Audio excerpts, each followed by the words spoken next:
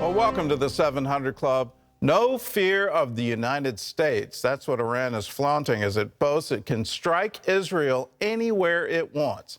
The Islamic regime even published a map of the Jewish state with a list of specific targets. Israel is preparing to take on Iran alone. They're not counting on the United States' support after the administration's disastrous pullout from Afghanistan and its desperation for a nuclear deal with Iran. Chris Mitchell reports from Jerusalem. When Israeli Defense Minister Benny Gantz met with U.S. Defense Secretary Lloyd Austin recently, he reportedly presented a timeline for an attack on Iran's nuclear program, telling Lloyd Israel is preparing for the Iranian challenge at the operational level. In an article called Just One Wrong Move, the state-affiliated Tehran Times boasted that Iran can hit Israel anywhere. To drive home the point, the story included a map showing selected targets. In this equation, a big question sticks out. How do these foes view the U.S.? I think the picture is clear that the Iranians see that the United States they don't have to fear the United States, and they're continuing to escalate their program. And in return for the escalation, all they get is more and more concessions from the administration. National security expert Michael McCoskey has recently talked with a number of Israeli military leaders. They feel they're alone. They know they're alone. They see a U.S. that is withdrawing from the region, retreating, afraid of confrontation, desperate for a deal, not able to instill fear in the Iranians. And they feel the responsibility is going to be on them, the Israeli military, to prevent a nuclear Iran. McCoskey says these Israeli military leaders perceive a growing weakness. They cite the Afghan pullout, U.S. reluctance to stand up against Iranian provocations, and an eagerness to enter into a flawed nuclear deal. In the meantime, the IDF needs the U.S. to speed up help in the form of military tools to take on Iran, like KC-46 air tank refuelers. That's not the only thing Israel needs, by the way. They also need precision-guided munitions. They need more F-35s, F-15Is, some helicopters, things like that. I would not only accelerate delivery to Israel this, I would make a show of it. It would be a signal to the Iranians. While the Pentagon is moving slowly in that help, Israelis seem prepared for what might be coming. According to a recent poll, over half of Israelis would favor a military strike against Iran, even without U.S. help. If I was the Prime Minister, I wouldn't wait for the United States. I would take some definitive action now. I don't know if I would bomb right away, but I think as an option B, I think that's probably what I would do. If somebody walks up to you and says, I'm going to kill you and I'm going to kill your whole family, would you wait for that to happen, or would you take some definitive action to prevent it? Due to the situation in Iran, they can't have a nuclear weapon. Now, we don't care that India have nuclear weapons or Afghanistan, but Iran is a different thing. It's ideology of destroying the Jewish country. And the last time somebody had this ideology, he killed almost all of the Jewish people. I don't think the IDF leadership harbors any illusions that the United States will take care of this problem. I do believe when it comes down to it, they're going to have no choice. I think the U.S. policy has been only to bring us closer to war. I believe the chances are more likely than not that the Israelis will do something militarily to prevent a nuclear Iran. I just think they know they cannot live with a nuclear Iran. The question is what is their red line? Whatever that red line might be, it appears to be getting closer. Gordon? Chris, tell us about this red line. Well, what is the red line for Israel?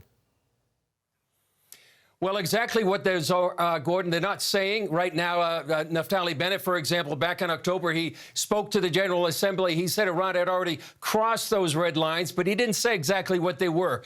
But it's pretty obvious one of them would probably be when Iran enriches uranium to weapons grade. That would be 90%.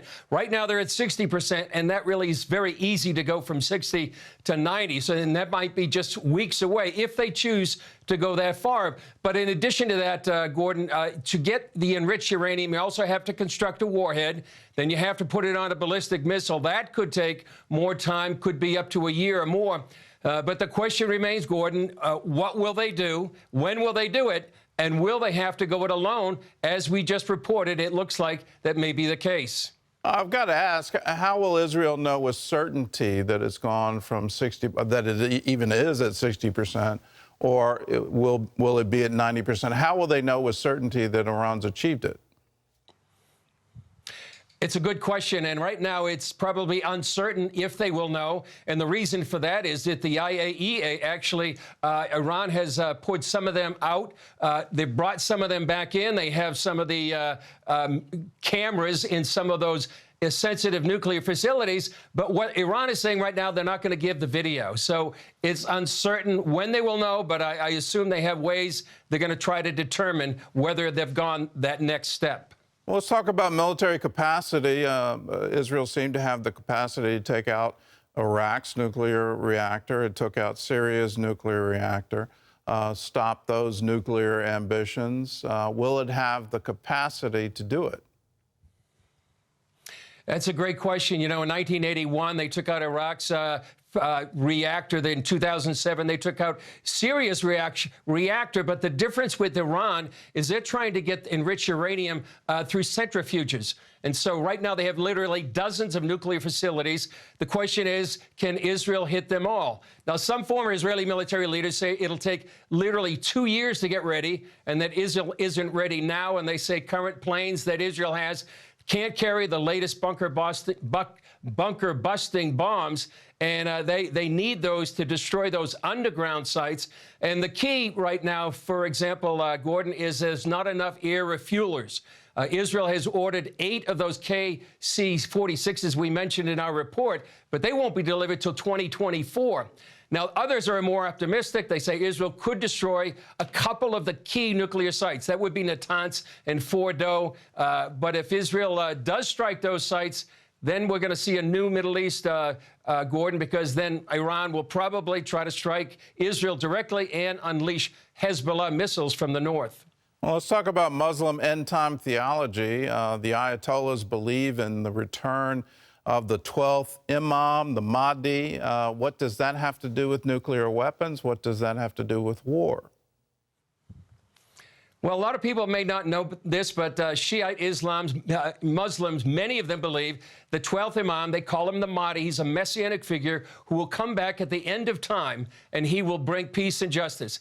He disappeared in the 9th century, they say, but he's going to return during a time of world upheaval. And some Shiites, like President Ahmadinejad, the former president, they believe you can hasten the return of the Mahdi by doing 2 things: destroying the great Satan, the U.S., and the little Satan, Israel. So when you mix this end times theology with nuclear technology, it's a toxic brew with global implications. All right. Well, Chris, thanks for the insight. You can always get that insight and more by downloading the CBN News app. You can follow Chris's reporting from Jerusalem on Jerusalem Dateline. In other news, the Omicron variant is now the dominant strain in the U.S. Mark Martin has more on that and other top stories from the CBN Newsroom.